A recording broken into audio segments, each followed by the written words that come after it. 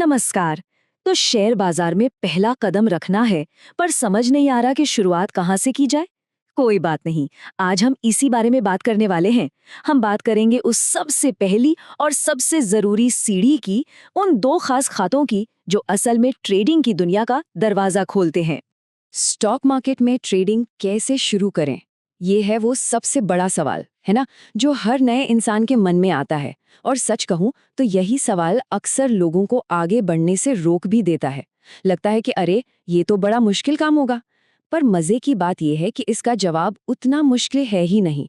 तो चलिए, आज इस उलझन को हमेशा के लिए सुलझा देते हैं। और उस बड़े सवाल का जवाब बस इन दो नामों में छिपा है, डीमैट और ट्रेडिंग अकाउंट। देखिए, शेयर बाजार में कुछ भी खरीदना हो या बेचना हो, ये दो खाते तो चाहिए ही चाहिए। पर दो अलग अलग खाते क्यों, एक ही क्यों नहीं? ये असल में सेबी के नियमों की वजह से है, जो निवेशकों की सुरक्षा के लिए बनाए गए हैं। इससे होता यह है कि आपके शेयर एकदम सेफ रहते हैं और सारे लेन देन में पूरी पारदर्शिता बनी रहती है। तो समझिए, ये दोनों एक टीम की तरह काम करते हैं और यही आपके ट्रेडिंग के सफर की नींव है। चलो, तो फिर एक एक करके इनको समझते हैं।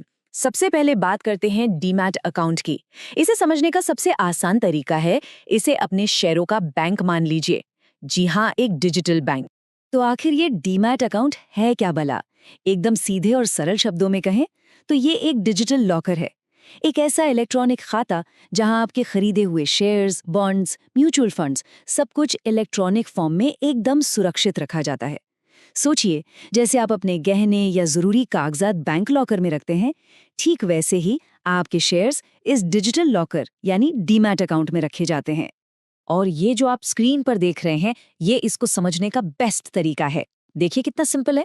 जैसे बैंक अकाउंट में हम क्या रखते हैं? पैसा।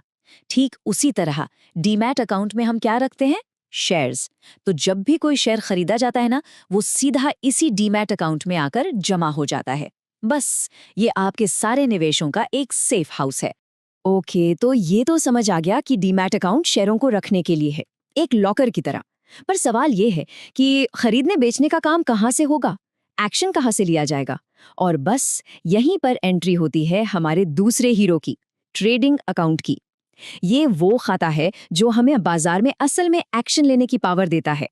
तो ट्रेडिंग अकाउंट ये मार्केट में आपका असली हथियार है, आपका एक्शन टूल।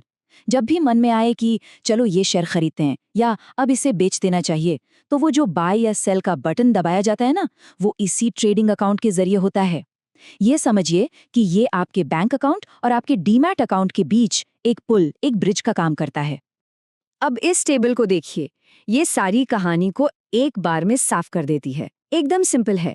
डीमैट अकाउंट का काम है होल्ड करना, शेयरों को संभाल कर रखना, और ट्रेडिंग अकाउंट का काम है एक्ट करना, मतलब बाय और सेल।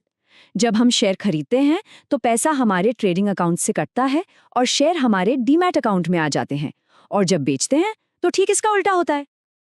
ठीक है, तो अब ये तो पता चल गया कि ये दोनों खाते क्या हैं और क्या करते हैं। तो अब अगला लॉजिकल सवाल कि भाई ये खाता खुलवाएं कहाँ? और अच्छी बात यह है कि आज के जमाने में ये काम चुटकियों का हो गया है, बहुत आसान। आजकल इंडिया में कई सारे पॉपुलर और भरोसेमंद ऑनलाइन ब्रोकर्स हैं, जैसे कि आपने नाम सुने होंगे, ज़ीरोधा, अपस्टॉक्स, एंजल वन और भी कई हैं। इनमें से किसी की भी ऐप डाउनलोड करके आप घर बैठे बैठे ही अपना डीमैट और ट्रेडिंग अकाउंट दोनों एक साथ खुलवा सकते हैं, सब कुछ ऑनलाइन। अच्छा, अब मन में आ रहा होगा कि यार, कागजात तो बहुत लगेंगे। तो जवाब है बिल्कुल नहीं। इस पूरी ऑनलाइन प्रोसेस के लिए बस कुछ बेसिक सी चीजें चाहिए होती हैं। ये है वो 4 मेन चीजें जो तैयार रखनी है। पहला, आपका आधार कार्ड। दूसरा, पैन कार्ड जो बहुत जरूरी है। तीसरा, आपका एक एक्टिव बैंक अकाउंट। और चौथा, आपका वो मोबाइल नंबर जो आपके आधार से लिंक्ड हो। बस, अगर ये सब तैयार है तो समझिए कि कुछ ही मिनटों में खाता खोलने का काम पूरा हो सकता है।